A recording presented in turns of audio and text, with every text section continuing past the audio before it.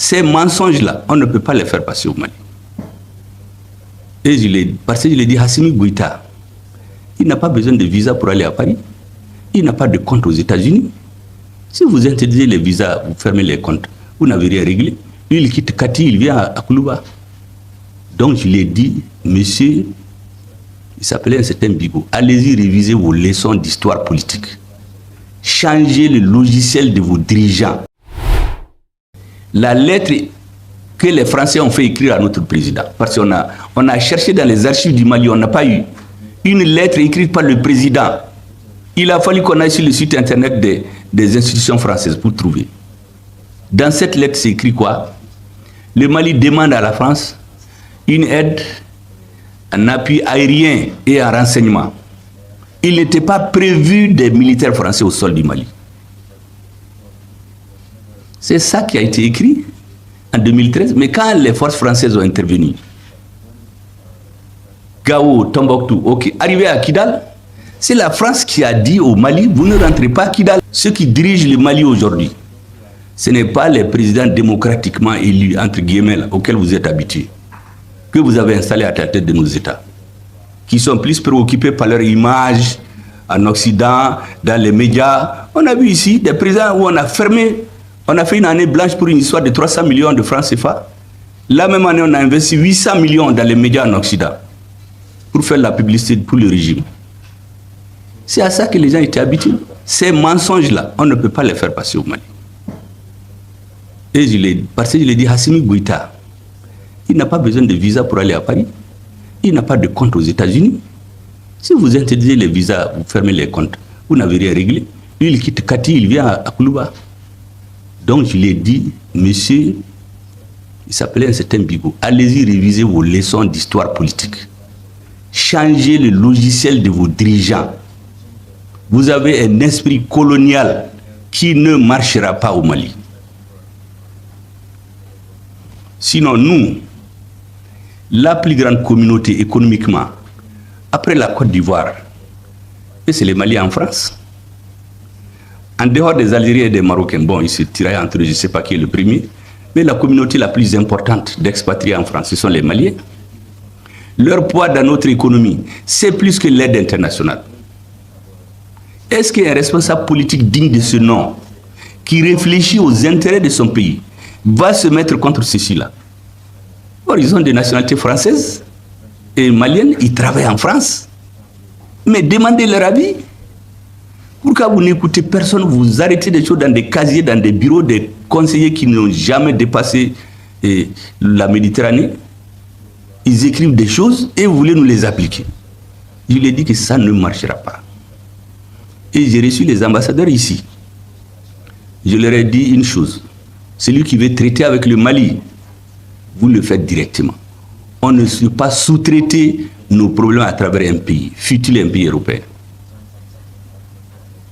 Moi, je vous parle franchement parce que tous ces discours-là ont été tenus ici à un moment ou l'autre.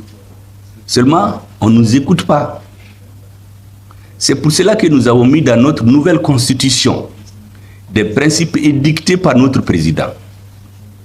Tout pays qui veut coopérer avec le Mali doit respecter 3 principes. L'article 32 de la Constitution du Mali. Il faut respecter la souveraineté du Mali. Le Mali est un État souverain. Il faut laisser au Mali la liberté de choisir ses partenaires, y compris ses partenaires stratégiques. Troisièmement, pour toute action politique, diplomatique, quelconque, économique, il faut se poser la question, est-ce que les intérêts du Mali sont préservés? C'est les 3 principes.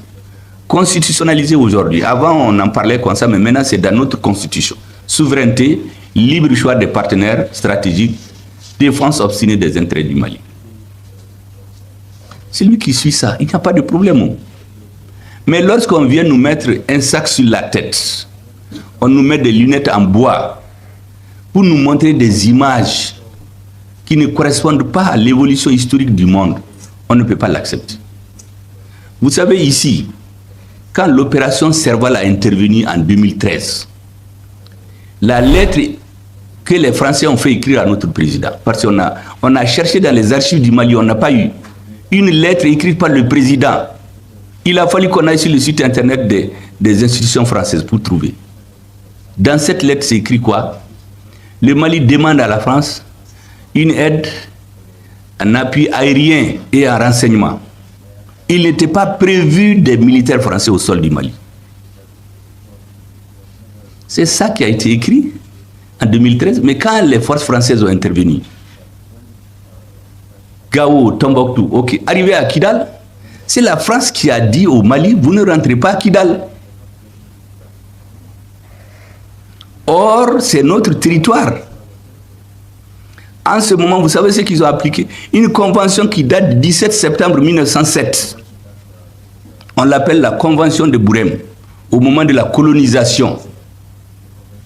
C'est écrit, l'ADRA des Ifogas appartient aux Ifogas et à ceux qu'il plaira à la France d'y installer.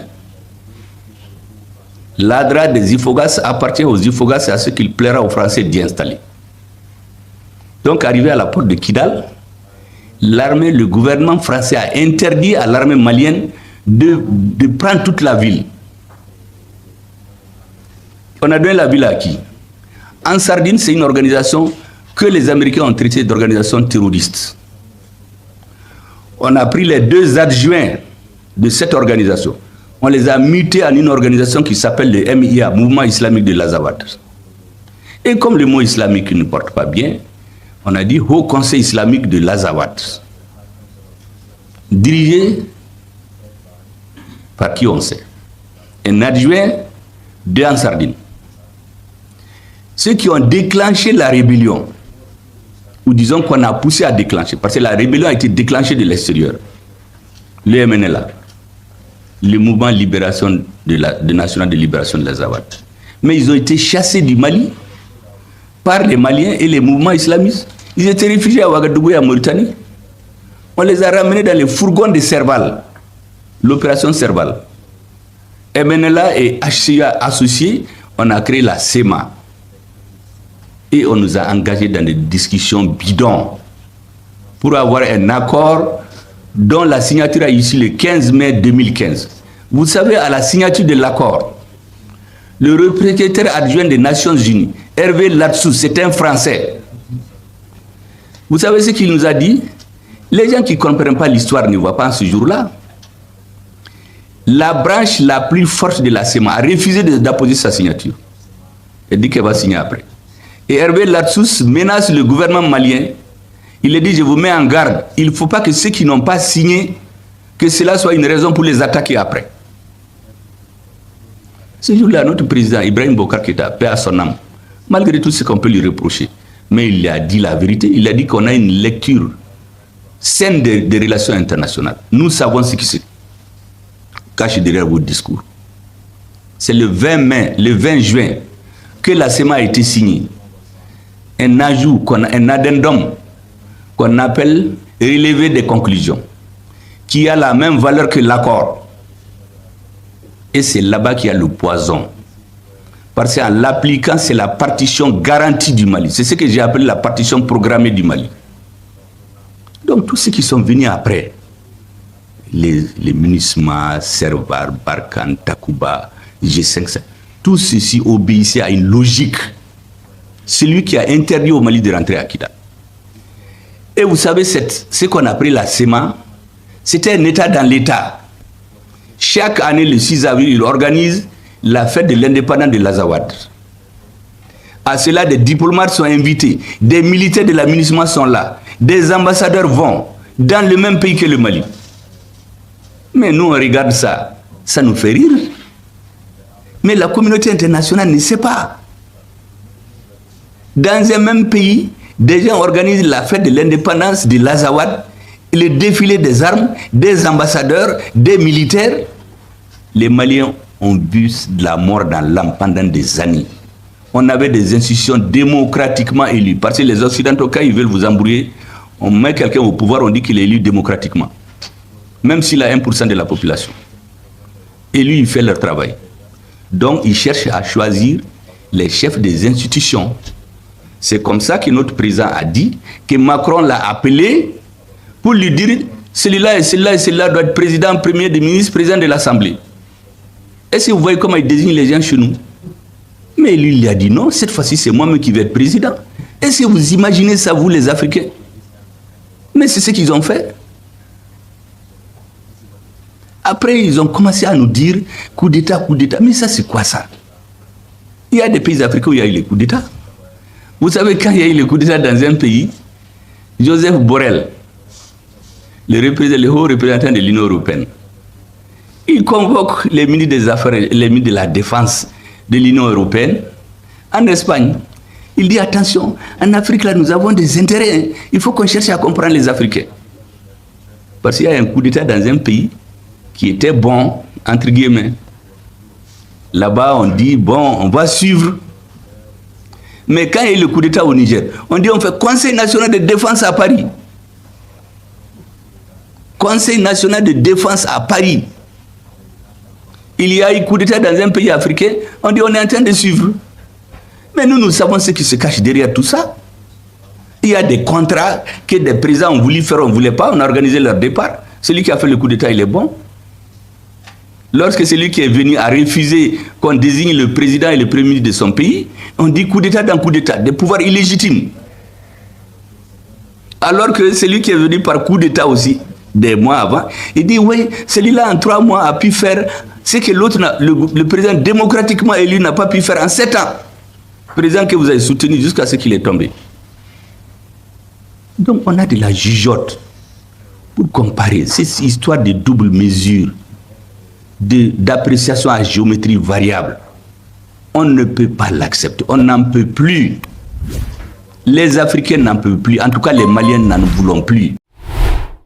Le discours du Premier ministre malien, Choguel Maïga, est un appel puissant à la souveraineté nationale et à la résistance contre les ingérences étrangères. Ce discours peut être commenté sous plusieurs angles. 1. Souveraineté et indépendance. Choguel Maïga met l'accent sur la souveraineté du Mali, un thème central dans ses propos. Il rappelle que le Mali est un État souverain qui doit être respecté par les autres nations. Cette revendication de souveraineté est particulièrement pertinente dans un contexte post-colonial où de nombreux pays africains luttent encore pour se libérer de l'influence des anciennes puissances coloniales. 2. Critique des interférences étrangères. Le Premier ministre critique vivement les interférences des puissances occidentales, notamment de la France, dans les affaires internes du Mali. Il dénonce la manière dont les forces françaises ont restreint l'accès des troupes maliennes à certaines régions du pays, et comment des groupes terroristes ont été favorisés dans des négociations imposées. Ce point souligne la tension persistante entre le Mali et la France, et la défiance vis-à-vis des intentions occidentales. 3. Nécessité de réformes et de nouvelles constitutions. Maïga mentionne l'importance des réformes constitutionnelles qui consacrent les principes de souveraineté, de choix libre des partenaires, et de défense des intérêts nationaux. Ces réformes sont présentées comme une réponse nécessaire aux ingérences étrangères et un moyen de garantir l'indépendance politique et économique du Mali. 4. Double standard et justice. Le discours dénonce les doubles standards appliqués par les puissances occidentales, qui soutiennent certains régimes et en condamnent d'autres selon leurs intérêts propres. Cette critique met en lumière l'injustice perçue par de nombreux pays africains dans leurs relations avec les puissances occidentales, et l'appel à une justice plus équitable dans les relations internationales. 5. Appel à l'unité nationale et à la résistance. En insistant sur l'importance de la souveraineté et de l'indépendance, Maïga appelle à l'unité nationale et à la résistance contre les tentatives de division. Il met en avant l'idée que le Mali doit rester fort et uni pour résister aux pressions extérieures et protéger ses intérêts. 6. Importance de la communication honnête. Le discours de Maïga est direct et sans détour, ce qui renforce sa crédibilité et son impact. La franchise de son discours est un exemple de leadership transparent, une qualité essentielle pour inspirer confiance et respect parmi ses concitoyens et sur la scène internationale. Le discours de Choguel Maïga est un message fort de souveraineté, de résilience et de résistance contre les ingérences étrangères. Il met en lumière les défis auxquels le Mali est confronté et appelle à une unité nationale pour défendre les intérêts du pays. Sa critique des doubles standards et son appel à une justice plus équitable résonnent au-delà des frontières du Mali, touchant de nombreux autres pays confrontés à des situations similaires. Partagez avec nous vos avis en commentaire. À bientôt.